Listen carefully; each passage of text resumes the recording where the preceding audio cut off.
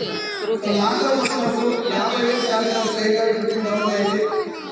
Friend degree classmate panchayat సెక్రటరీగా ఉన్నటువంటి బాలం Singh sir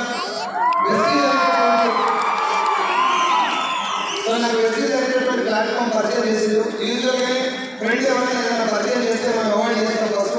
దాని తర్వాత పైసలు ఎక్కువ వస్తుందంటే డౌట్ ఎక్కువ వస్తుంది. మనం 15,000 2,000 3,000 వస్తుందంటే పరిగెత్తుకుంటాం. మనం 30,000 శాలరీ అంటే సంఖ్యలు కూర్చోవడం, లక్ష వస్తుందంటే డౌట్ వస్తాయి కదా, మన దేనికి ఫిక్స్ అయిపోతుంది. నేను అదే బ్యాంక్లో ఒక 4 నెలలు మాట్లాడించుకొని ఒకే ఒక మీటింగ్కి వెళ్ళిన తర్వాత డైరెక్ట్ సెల్లింగ్ అనేది ఫ్యూచర్ ఆఫ్ ఇండియా, భారతదేశంలో ఇది చాలా వండర్ఫుల్ ఇండస్ట్రీ రాబోతుంది. కాకపోతే దీని మీద జనానికి క్లారిటీ లేదు.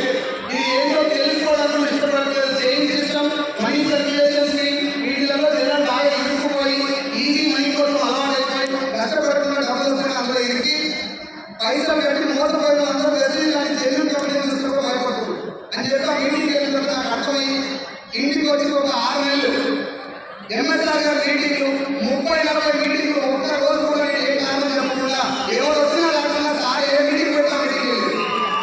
40-50 మీటింగ్లు అటెండ్ అయ్యేంత వరకు సార్ నన్ను రమ్మలేదు. నేను వదిలిపెట్టకుండా ఎక్కువ కూర్చోవాలి. ముందు కూర్చుంటాడు ఫోన్ ఆఫ్ చేసి.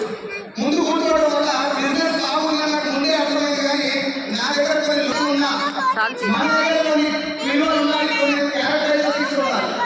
అవి చేంజ్ చేసుకున్నంత వరకు మనకు ఎంత పెద్ద క్యారెక్టర్ వచ్చినా ఎంత డబ్బు వచ్చినా పేపర్ లాగా కూలిపోతుందని కొంతమంది చూస్తే నాకు అర్థమైంది. అప్పుడు ఎంఎస్ఆర్ గారు అదే మాట చెప్పారు, సార్ నీ దగ్గర కొంచెం చిన్న చిన్న